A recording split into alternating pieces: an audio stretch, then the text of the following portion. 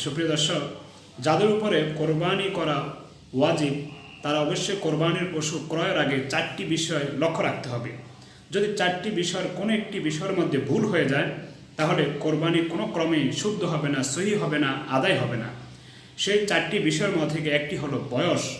অর্থাৎ যদি আপনি ওট দিয়ে কোরবানি করেন তাহলে অবশ্যই ওটের বয়স হতে হবে সর্বনিম্ন 5 বছর। যদি মহিষ অথবা গরু দিয়ে কোরবানি করেন তাহলে তার বয়স হতে হবে সর্বনিম্ন 2 বছর।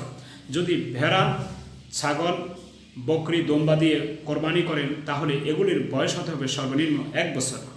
তবে দুম্বা এবং ভেড়া যদি 1 বছরের কম হয় কিন্তু দেখতে 1 বছরের মতোই মনে হয় তাহলে সেই দুম্বা ভেড়া দিয়ে কোরবানি করা জায়েজ হবে। কিন্তু ছাগল বা খাসি বা বকরি যেটাই বলেন সেটা যদি 1 বছরের থেকে একদিনও কম হয় তাহলে সেই বকরি দিয়ে বা ছাগল দিয়ে বা খাসি দিয়ে কোরবানি করা জায়েজ হবে না।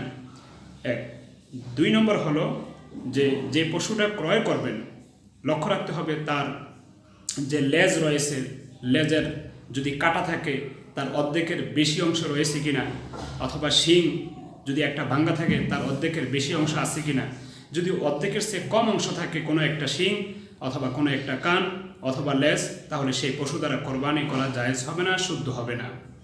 3 নম্বর হলো যে কোরবানির পশুটি এতটুকু সবল হতে হবে আপনি যেখানে পশুটিকে জবাই করবেন যাতে সেখানে হেঁটে যাইতে পারে। যদি আপনার বাড়ির থেকে সেখানে হেঁটে না যাইতে পারে, এত দুর্বল হয়, এত রোগাক্রান্ত হয় তাহলে সেই পশু দিয়ে আপনি কোরবানি করলে কোরবানি সহি হবে না। 4 নম্বর যেটা সবচেয়ে গুরুত্বপূর্ণ বড় শর্ত সেটা হলো যে আপনি যে ইনকাম করেন সেই ইনকামের অধিকাংশ অংশ হতে হবে হালাল। যদি অধিকাংশ অংশ হালাল না হয় বরং অধিকাংশ অংশ হয় অথবা পুরো অংশ হয় হারাম তাহলে সেই টাকা দিয়ে কোরবানি করা জায়েজ হবে না। ধরে নেন আপনি 1 লক্ষ টাকা আপনার নিকটে আছে, এর 55 ভাগ হলো হালাল আর 45 ভাগ হলো হারাম, তাহলে আপনার এই টাকা দিয়ে কোরবানি করা জায়েজ হবে।